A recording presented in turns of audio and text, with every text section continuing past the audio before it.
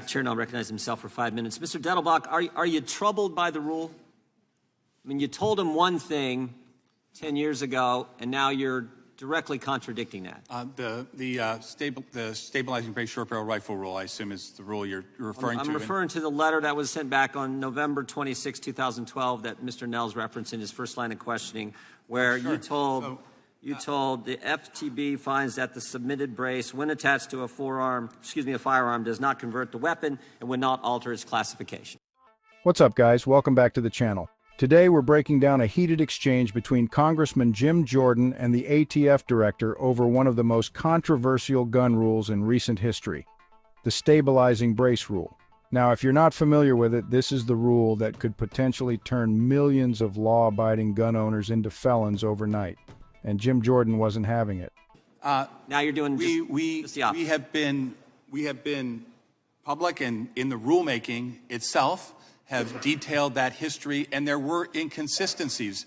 However, there was also a situation, Mr. Chairman, where people were marketing products that had never been presented to ATF, saying that they were ATF approved. Was that the only time you told them? The only time you told the American people that it was okay?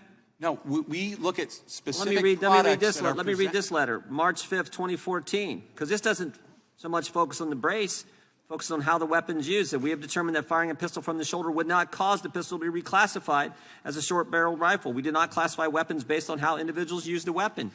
So you told them not once, but twice that it was okay. And I'm just asking, does it bother you now that you're making the change that's going to impact millions of Americans?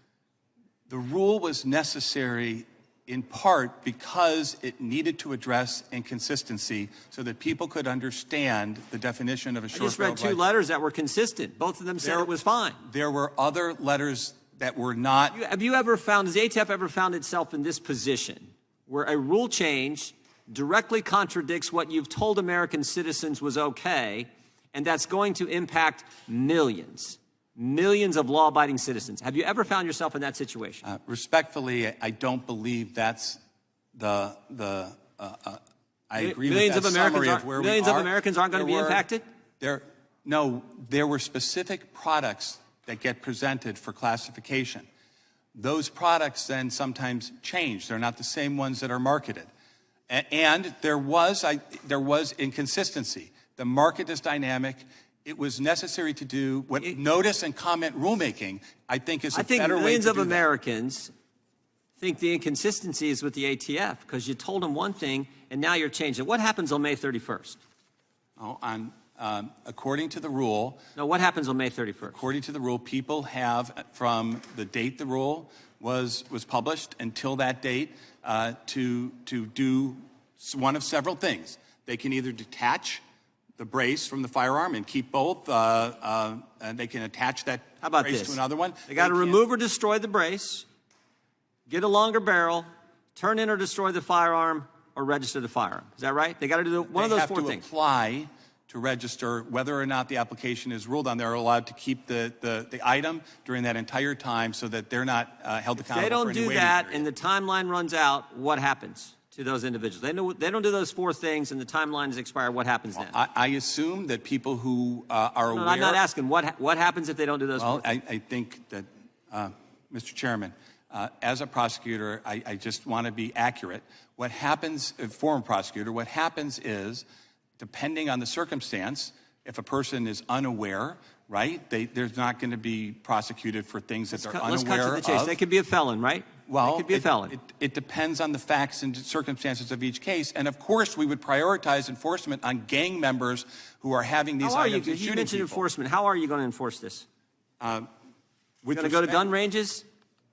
What we will do is... You're going to go to manufacturers and look at the risk of people they sold braces to? What we will do is when we do a search warrant in a drug case and we discover an unlawful item, whether it's a machine gun or a Glock switch or a short-barreled rifle that doesn't comply, we will consider that as one of the charges. There's no plan. Does the gun... And then Jordan hits him with the big question. Does the Gun Control Act or the National Firearms Act clearly and unambiguously prohibit pistol braces? The director admits, no, it doesn't. That's huge. The law itself doesn't ban braces. The ATF just decided to reinterpret it. Does the Gun Control Act or the National Firearms Act clearly and unambiguously prohibit pistol braces? It doesn't prohibit anything. It calls for increased controls on short-barreled rifles. Not the gun control, but I'm just reading from the court decision yesterday in the Sixth Circuit where the judge said the statute does not clearly and unambiguously prohibit bump stocks. The court went on to say for a decade the ATF has maintained that a bump stock is not a machine gun part, and the court said the ATF's own flip-flop on this position is one of the reasons why they ruled in favor of those opposing the rule you guys made. Seems to me we're in the same situation here. And yesterday, the Sixth Circuit gave us a strong ruling on the bump stock issue. I would anticipate that we're going to get other strong rulings on this issue as well. With that, the Chair recognizes the gentlelady from Washington. So let's cut through all the legalese here. What Jim Jordan is exposing is that this rule isn't about consistency. It's not about clarity. It's about the government deciding it can change the rules whenever it wants, even if that means turning millions of people into criminals. And here's the kicker. The ATF director never really answers Jordan's core question. If you tell Americans something's legal and they rely on that, how on earth is it fair to change your mind years later and make them potential felons? That's not lawmaking. That's bureaucratic overreach. This is why people don't trust agencies like the ATF. Congress writes the laws. Agencies are supposed to enforce them, not rewrite them. If the government wants to ban pistol braces, fine. Make the case, pass it through Congress, and let the people's representatives vote. But that's not what's happening. Instead, we get unelected bureaucrats changing definitions on a whim, and millions of gun owners are left holding the bag. I think Jim Jordan was absolutely right to push on this, and I think the courts are eventually going to side with gun owners just like they did on bump stocks. Because if the law doesn't clearly prohibit something, the ATF doesn't get to make it up as they go along. But what do you guys think? Is this just another example of government overreach? Do you think the courts are going to strike this rule down like they did with bump stocks? Or do you think the ATF's rule will actually stick?